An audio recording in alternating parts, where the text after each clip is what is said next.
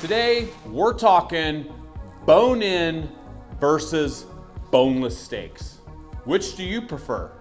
I have two beef hindquarters that I've partially broke down, as you can see. I have the round and I have the loins hanging. We're gonna break the loin off of each quarter and we're gonna cut sirloin, Porterhouse, T-Bone on the first one, all bone in, and we're gonna cut boneless sirloin, filet, and strip on the second. So let's get started. There's the first one. We're gonna cut bone-in sirloin, Porterhouse, and T-Bone. Let's start with the bone-in sirloins.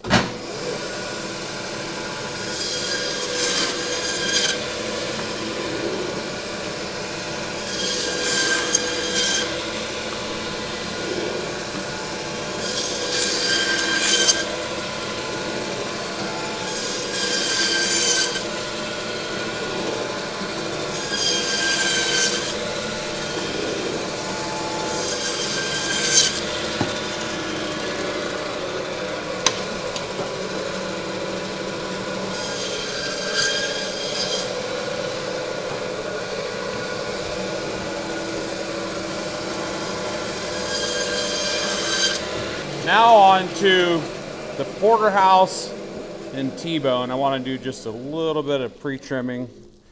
Get a little bit of this fat off there before I start cutting steaks. Just get that out of there. There'll be less I have to deal with later. So now we're going to cut these about 1 inch thick. Let's cut Porterhouse and T-Bone.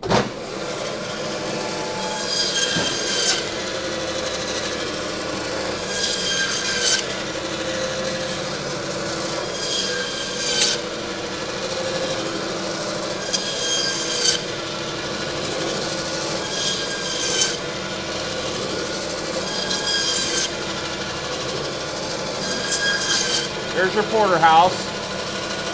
Next up are T-Bones.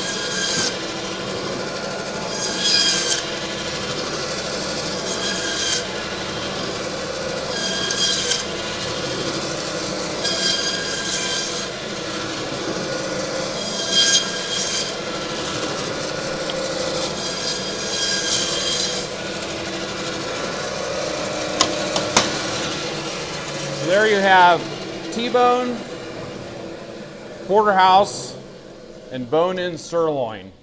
Now let's do some trimming.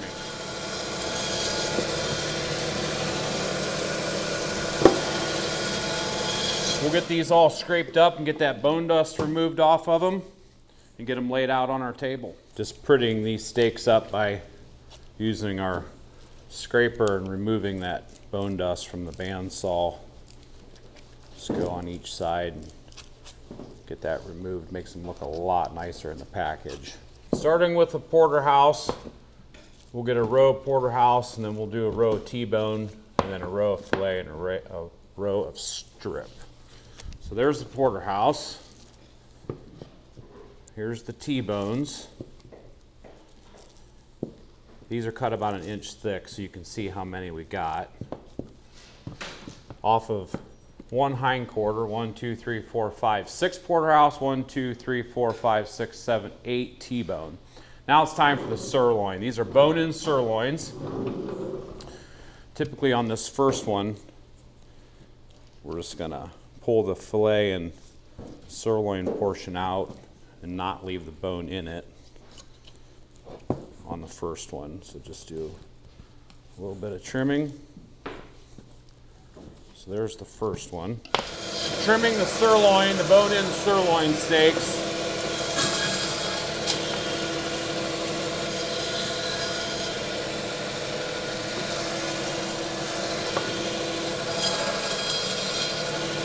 Now we'll go through and get these all scraped up and remove the excess bone. These are pretty big steaks, so some people could handle eating one, but maybe better fit for a party of two. You know, personal preference, I can't really say that I think the bone makes a huge difference in flavor.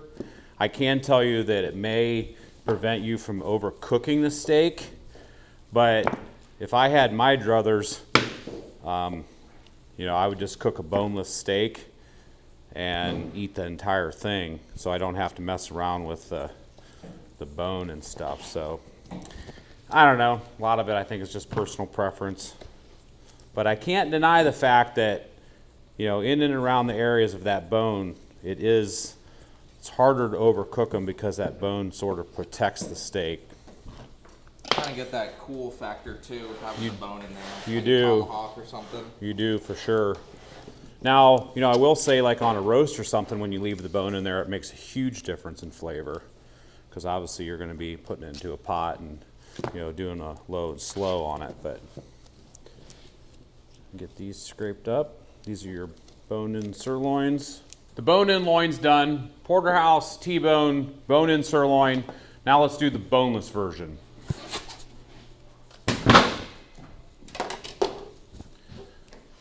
Now it's time for the filet, strip, and boneless sirloin steaks. We're going to start by just removing this whole tenderloin. And if anybody is still confused at the end of this video on the difference between Porterhouse and T-Bone and filet and strip, I'm not really sure we can help you out any, because I feel like this is going to be super beneficial to learning the bone-in versus boneless version off this loin, off this hind quarter. So there's the whole tenderloin. Now let's break the sirloin off of here.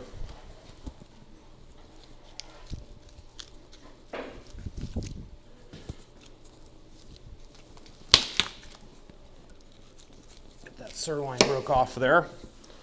So now we have whole tenderloin, sirloin, and the strip loin. Now we'll go through and make each one of these boneless. Start by taking this hip bone out of this sirloin chunk.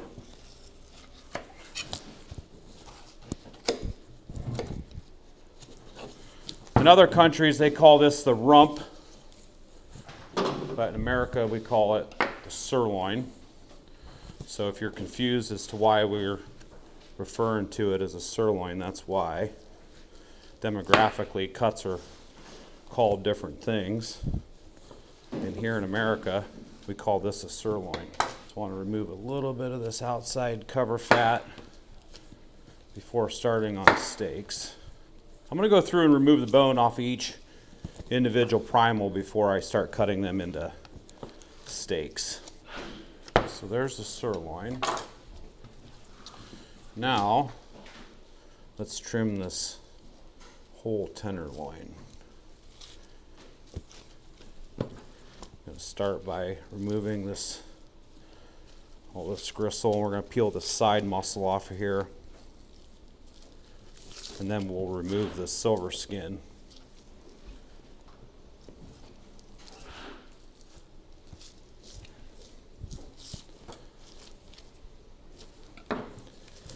Just pull all that gristle right off there.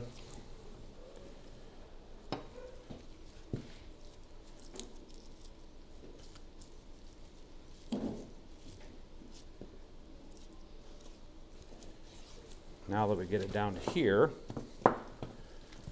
let's remove the silver skin here on the top. Keeping your knife nice and tight to that skin where you can almost see through it. And just make these long cuts, trimming that all the way off like that. Trying not to get too much of that fillet muscle in there. That highly sought after beef tenderloin.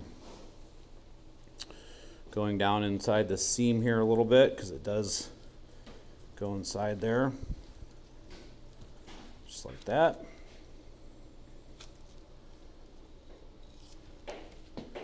There you have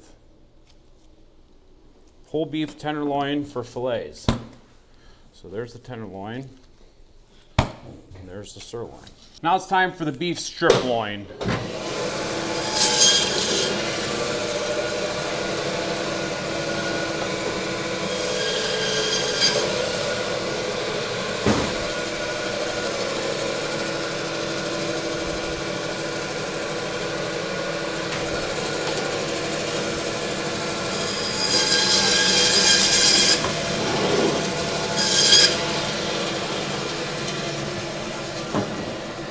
Once we get that bone removed, we can go through and remove each one of these bones. Since I used that bandsaw to break through that vertebrae, I can then go back through and remove these. And if you look at a Porterhouse or T-Bone, that's actually the bone that makes that little T shape inside a bone-in steak. So should all make sense to you as we go down through here. This would be your strip loin, your New York strip, your strip steaks. I'm going to remove the remaining portion of the back of this vertebrae.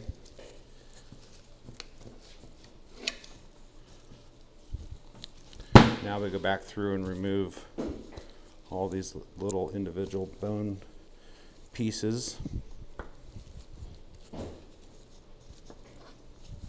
I want to trim just a little bit of this tail off of here.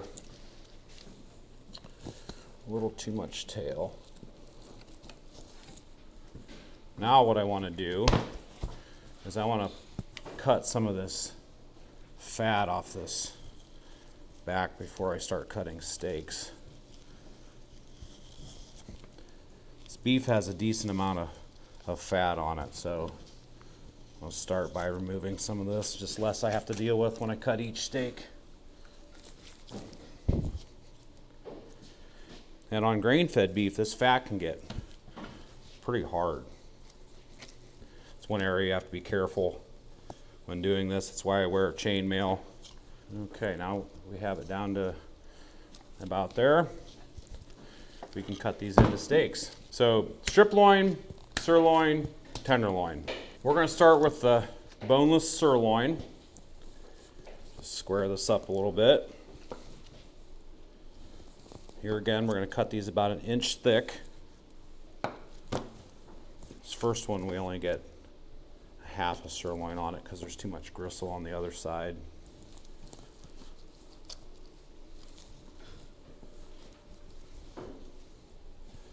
Boy, those are some beautiful steaks. Once I get all these cut, I'm going to go back through and I'm going to lay these on top of the ones I already have on the table so you can see exactly where they came from. So there's your boneless sirloins. Now on to that strip loin.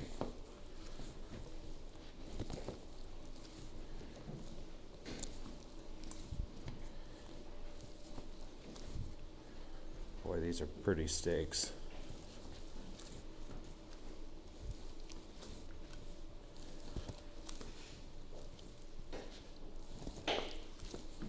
So sirloin, there's your strip. Next up, those fillets. And we're going to cut these just slightly thinner than we typically do because we want them to match what we've already cut with the bone in. So these are your fillets. And these are cut about 1 inch thick.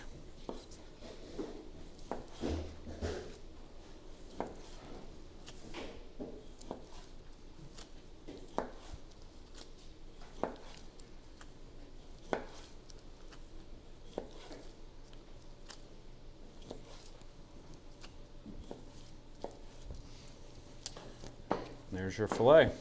So boneless sirloin, strip, and filet mignon. Okay, now I'm going to grab the steak and put it where it belongs on the bone-in portion. So there's your first porterhouse. So strip, filet, and we're just going to go down so on and so forth and show you exactly where these came from on the opposite hind quarter. Now this was the same beef, keep in mind. So people might be curious, what's the difference between Porterhouse and T-Bone? The difference is the size of the tenderloin portion inside the steak. That's a great question, Spencer. So you can see right here this piece of filet in the strip. So obviously your T-bone has a portion of the same. However, the Porterhouse has a larger portion of the filet. So anything down to 1 1/4 inches in diameter is considered a Porterhouse. So, and then anything smaller than that would be a T-bone.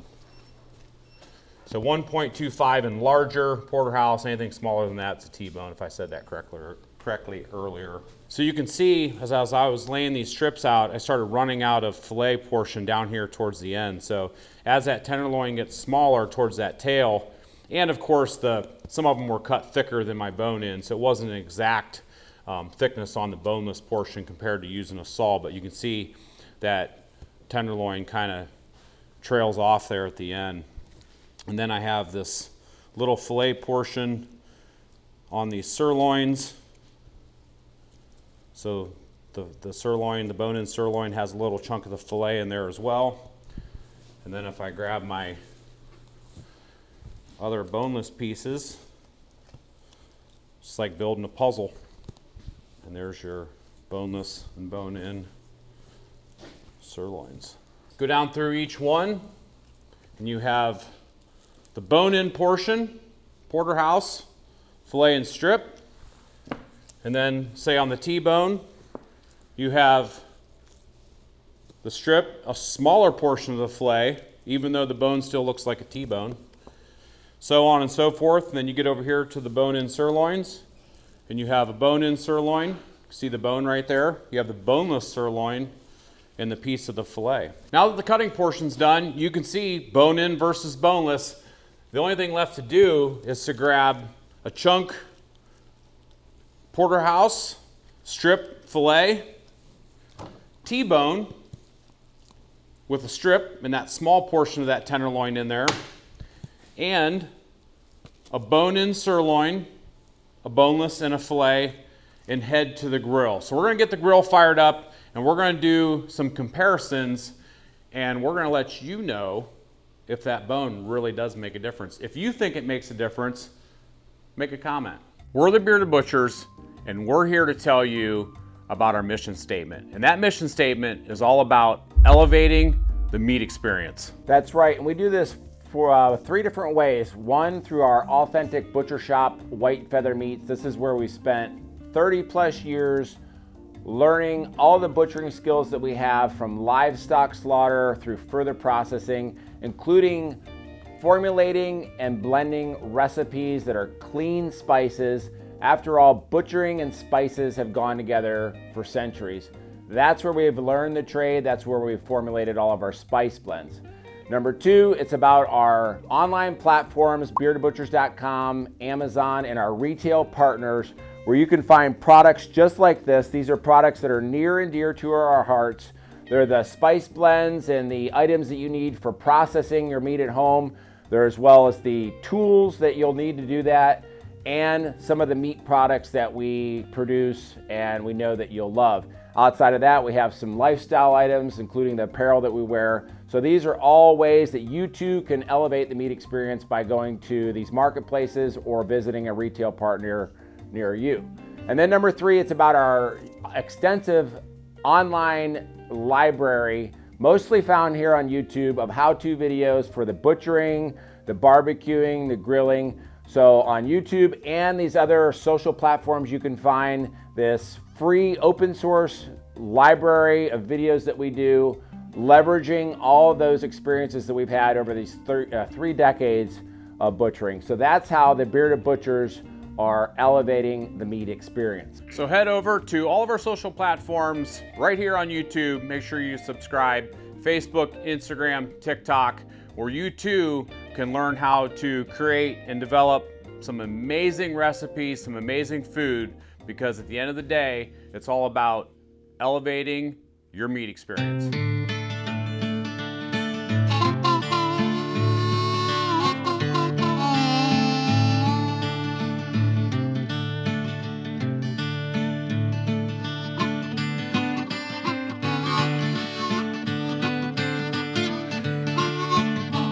You guys saw me do the cutting portion of this video. Now the cooking portion, we're leaving that up to Scott. So some bold seasoning and some steaks and a brio. It's all yours, bud. So we've got the bone-in and the boneless versions here. We're gonna season them up with our bold seasoning, get them over the fire, and find out what, if any, difference do we like about bone-in versus boneless. This is a nice coating here. Bearded Butcher's Bold. Onto the flame.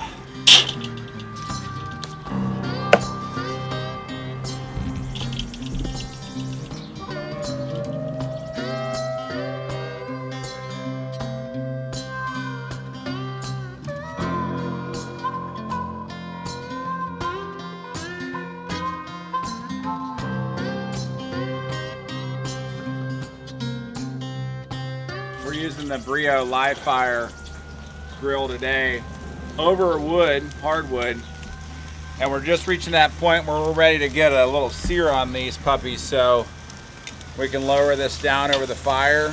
Oh man.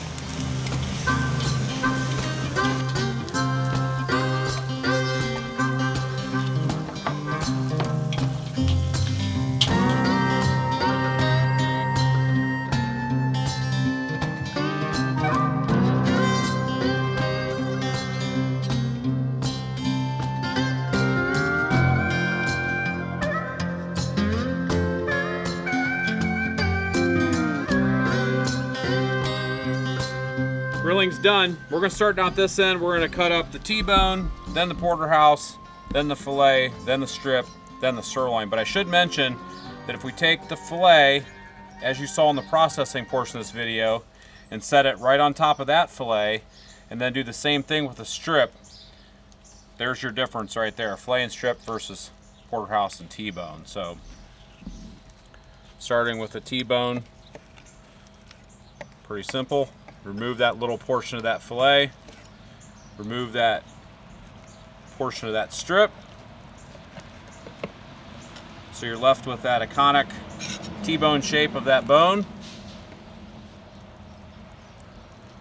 Let's give these a slice. Nice job, Scott. Thank you. So I'm just going to put that bone back in there so we can tell where everything was located.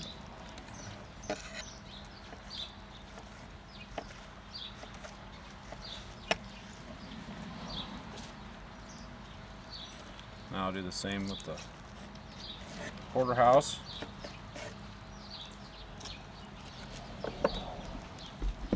So the what's the USDA? 1.25 1.25 inches of fillet have to be on the T-bone. Yep, or larger to be considered a porterhouse. And then on your porterhouse, obviously, it would be like the whole fillet piece would be on there. A lot of people think that it's called a T-bone just because of the shape of the bone. You know, even though that porterhouse has that T in it also, but that's not the case.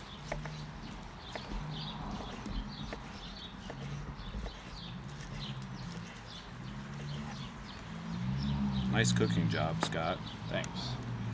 So there's just the filet. And here's the strip.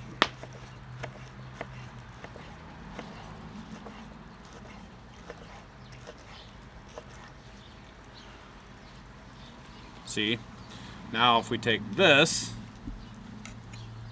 and take it over here, you've just made yourself a porterhouse steak out of that filet and strip. Now, this big dog here in the back, we're just going to leave it back here. This is the sirloin. And that's the picanha. That's the portion of the picanha. We leave that cap on these sirloins. Do you eat sirloins very often, Scott? Only steak you have to call sir. There it is. Yeah, I mean, they're of, you know, your 4 top steaks. I guess you'd say porterhouse, or excuse me, ribeye, porterhouse, T-bone, and then sirloin would be like the 4th best. And then obviously filet and strip are interchangeable in that porterhouse T-bone conversation. But yeah, I do. I like them because you get like a pound of meat or whatever. So where are we starting? I mean, we should probably go through like the sirloin. Okay. Through on down. I guess for cooking or for whatever, the really only argument you might be able to make is that the bone itself maybe makes the cooking a little easier. holds it Yeah. up on the grill. Because you can see right there along that helps along you that in bone. flipping it. There could be there's the argument it's the closer to the bone, the sweeter the meat. I've heard those types of things. That's Very good. beautiful. Juicy, big beefy flavor, leaner, Tender. tender. Had spice on there over that firewood, I'd eat a sirloin all day. cooked to perfection. Go with a little bit of that strip steak. Yeah, I'll get a piece out of the center here. Yeah, make sure you let's do a comparison of that portion The without gripe, the bone and then with the the gripe bone. with the strip is this gristle right here. You cannot chew through. I mean, you can, but like, whereas like a ribeye, you can eat the entire thing, even with the fat or whatever. That strip has that connective tissue that just makes it darn near impossible. Then our filet mignon, just buttery smooth, velvet. Tender, not as much flavor, beefy flavor. My gripe with the filet usually is it just doesn't have a lot of actual marbling in the filet usually. Yeah, when I choose a steak, it's not going to be a filet. Typically, no. Then over here on the porterhouse, which of course it would have that same gristle strip there, but Let's try it that shows a portion piece right with a little along bit that. of fat and right along the bone Yeah, there. right along the bone. That's good. It's great. I can't stand here and say that that has more flavor than that. Blindfolded and somebody hand that to you, this versus that, and said which one had the bone on it, you wouldn't know. I don't think I'd know. Boy, that melts in your mouth, that tenderloin. So, I do believe that this is juicier than this one. Yeah, I'm getting the So- best juice and flavor.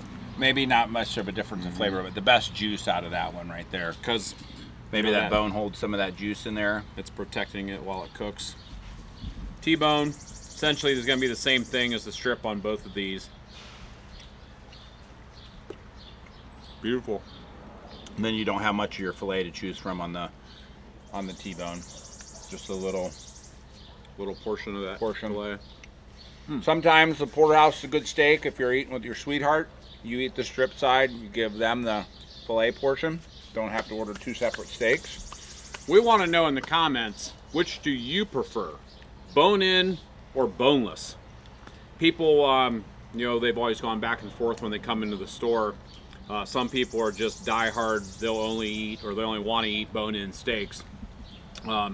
And, you know, I know for myself, out of these different steaks, if there's an option, I'm probably going to choose a strip steak just so I don't have to deal with picking around the bone. I mean, that's just kind of what I go to. But all said and done, if I could choose a steak outside of these, for me personally, it would be a ribeye. But these are all amazing. So how about you? I know in the past you've kind of been a sirloin guy. I have eaten a sirloin a lot, but if I'm really trying to treat myself and we're talking about a steak off of the short loin, that porterhouse, that's a king. That's the king of the steaks, in my opinion. Yeah. Nice, big, thick, juicy porterhouse, and then you know the fun part of it is one thing about the bone is you get to sit here and do this too. So you can gnaw on it like a king. That's good. Enjoy all those juices. And it looks kind of Give the rest to Charlie. gnarly. Yep. Give the rest to your pet. So there it is. Bone-in versus boneless on the two beef loins. You saw them. Sirloin, porterhouse, T-bone versus filet and strip. Hopefully you guys and gals enjoyed the video. I know we did. We're enjoying it right now. And until next time, see ya.